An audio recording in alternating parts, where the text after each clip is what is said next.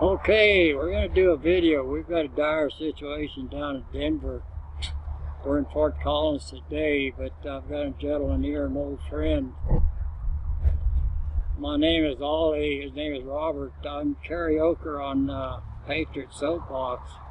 I'm the old man that goes on there and tells stories. I got another story for you. And this is real life, and this is very important. Okay. Robert and I worked in the National Liberty Alliance for 3 or 4 years. We worked on sheriff's committees, COS committees, and various other functions. We were deeply involved in the Bundy trials, both in Portland and Las Vegas. And during that time, they sent the big boys after us. We were under attack. They split that Patriot movement out there right down the middle, and they just totally devastated. But Robert's in a situation now. It seems like anybody that's trying to make a difference, or if they are making a big difference, somehow they wind up in court, in a kangaroo court, a deep state court, where they're guilty until proven innocent, until they bust and take all their money. Or one of their relatives winds up in jail in the same predicament. We've got that predicament now, okay? And this story is long and it's involved. Very complex, just like they all are. They like to clobber them up with facts and mysteries and all this and that. What I want to do is, I'm going to turn Robert loose, and I want him to tell. We need to tell the story about the situation we have down in Denver, and Robert needs help down there.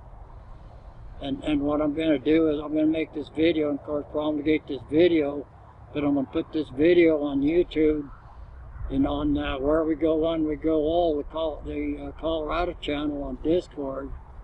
And I'll be putting out a link on Freedom Rings tomorrow when I get this video produced.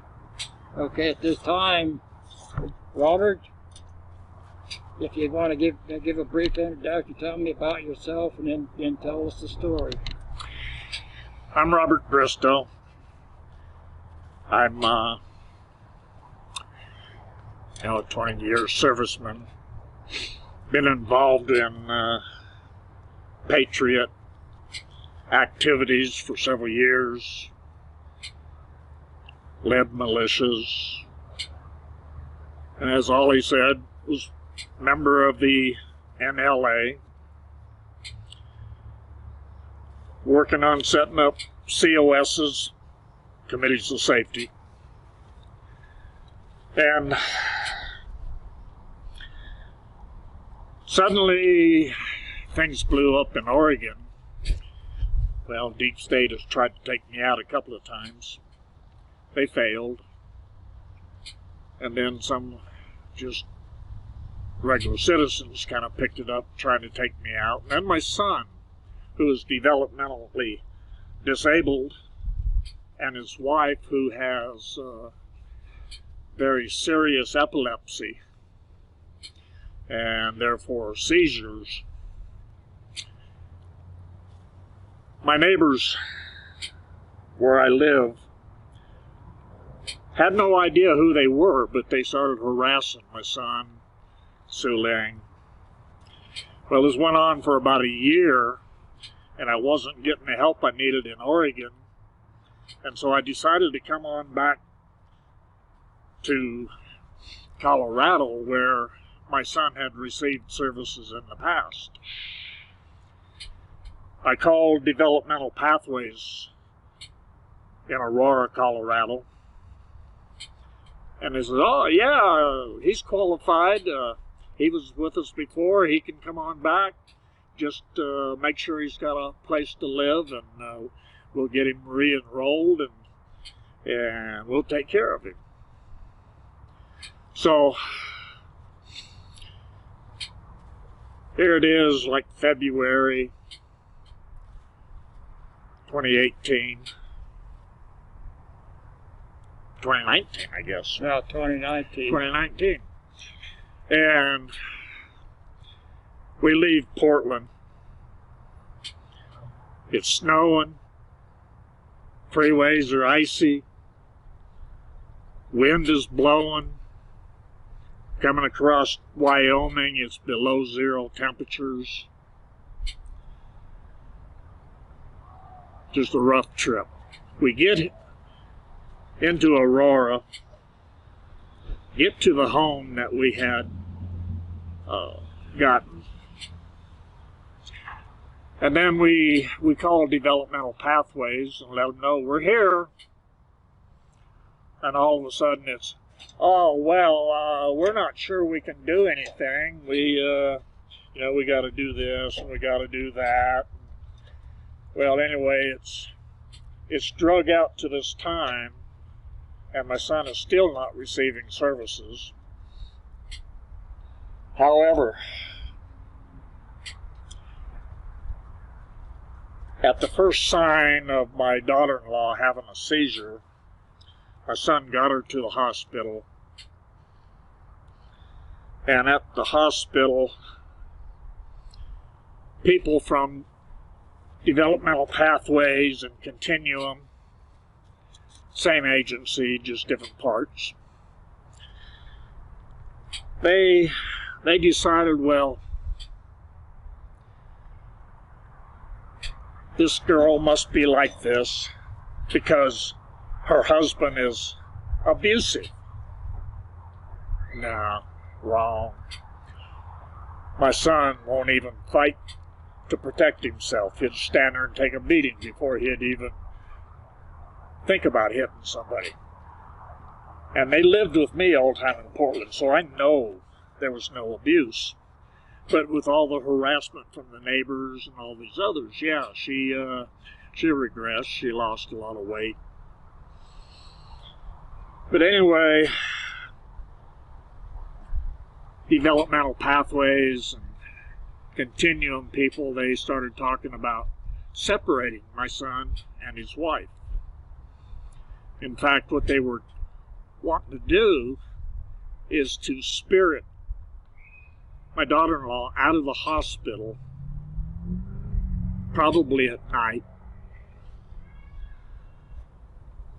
and take her someplace and hide her out to where my son would never find her. And then they started talking about, well, we got to get them divorced. Well, I don't know where they come up with all this. Insane. So anyway, different things were happening while she was at the hospital.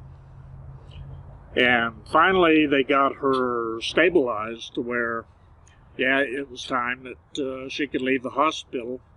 And we had a plan set up for where we were going to take her, to what provider home she was going to be in, and the care that she was going to receive. And we had it all planned out. Well, on the day that she was to be released, Developmental Pathways sent people over before it was time to release her. They sent people in early. They told my daughter-in-law, get up, get dressed, we're leaving. My daughter-in-law said, no, I'm not going anywhere with you. The next thing she knows, she wakes up and she's somewhere else. Evidently, they had put her to sleep and moved her. Well, once she got her thoughts all organized, she realized that she knew where she was at. It was at the Fulton House with Continuum. And they took her phone so that we couldn't call her. They wouldn't, they did tell us that they had her and that Randy was never going to see her again. Well, we charged them with kidnapping. And Protective Services got involved. And at first, they were with us. And they dove in protecting my daughter-in-law and made sure that she had her telephone to where we could talk, made sure that she was being taken care of, getting the right medications. And meanwhile, we trying to get everything worked out, get everything back on, even keel. And protective services would tell them, give that girl her phone back. Well, they'd give it back to her for a day or two, then they'd take it away again. We'd have to complain again, over and over and over. Well, as time went on, then developmental pathways and continuum were trying different ways to get rid of Randy, get him out of the picture.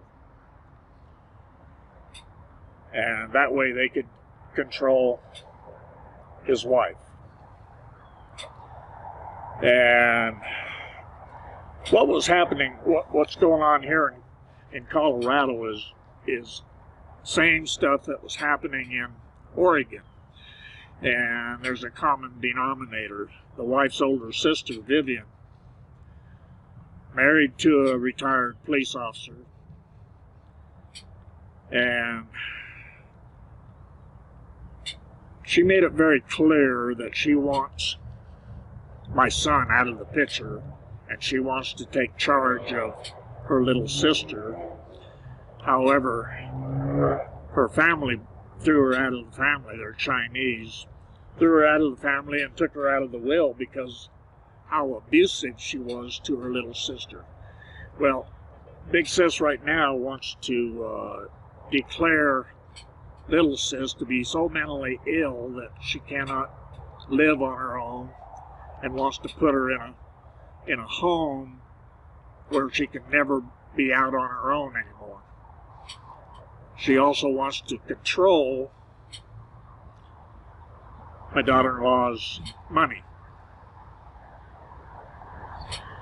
And see, my daughter-in-law is set to receive a nice large sum of money when their father passes away, inheritance, but Big Sis is not going to get any of it, so she's trying this to get the money. So she's paying people to do things to either get my son locked up or out of the picture one way or another. And so different things have been happening. Like a couple weeks ago, my son was drugged, abducted, taken to a place and pistol whipped, ended up in the hospital. They run tests, found yes, he was drugged. They patched up his wounds and let him go. These people were arrested. However, when Aurora Police Department Special Victims Unit went on the computer to try to get the whole story on these people, nothing in there. The charges disappeared. There was nothing on file anywhere.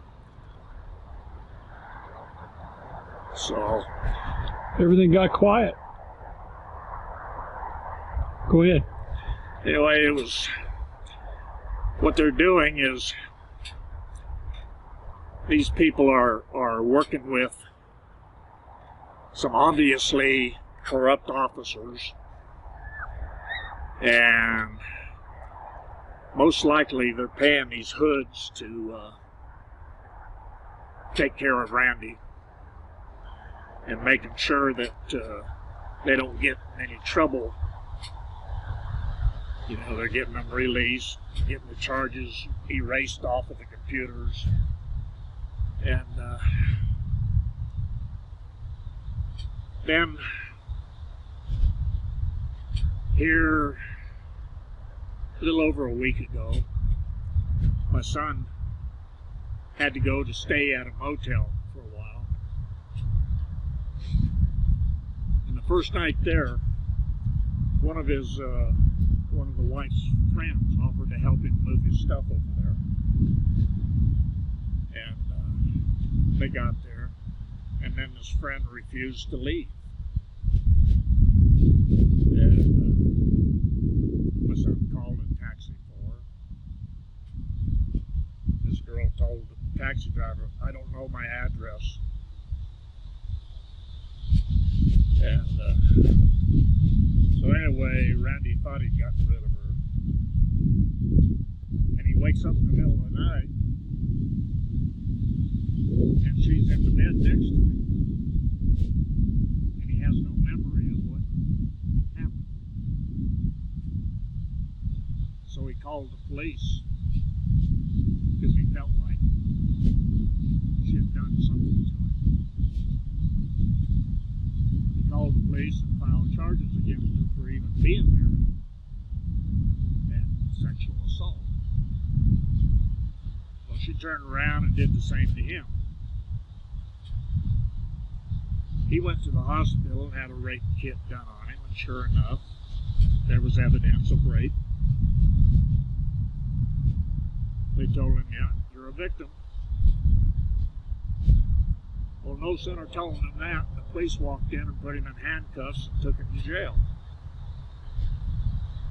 Following Monday, he was arraigned. They had no charges on him.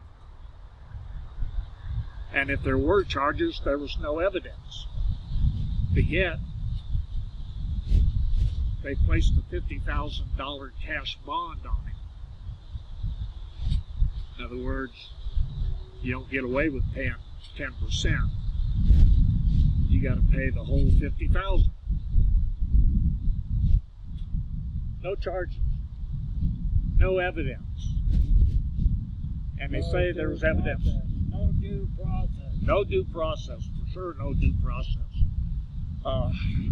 They said that the girl that he charged, there is evidence against her.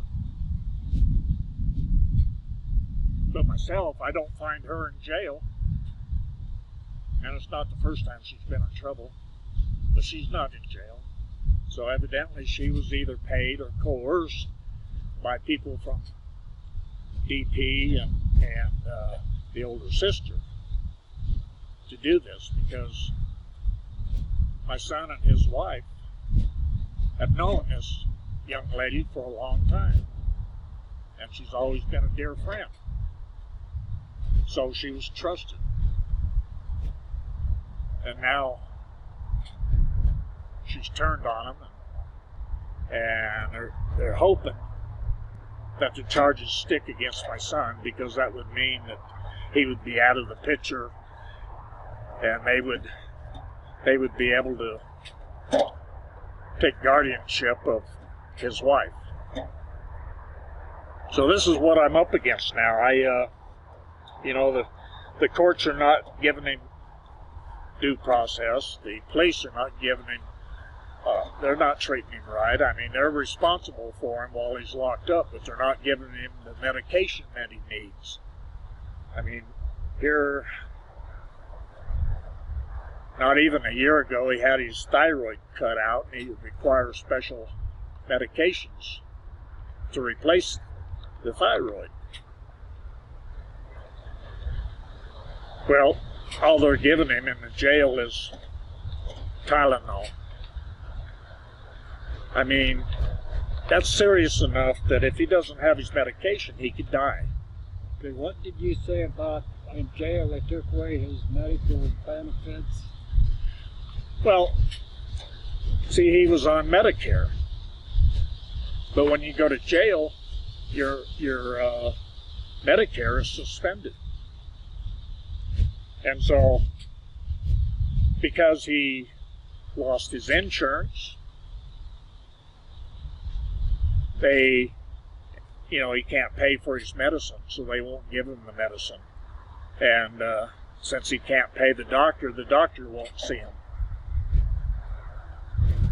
What are you supposed to do? I mean, the jail's responsible for him. they're supposed to be taking care of them. But in the Denver jail, you got to pay for everything. I mean, he called me this morning and said, "Dad, you got to put some money on my account." He says, "I even got to buy my own underwear."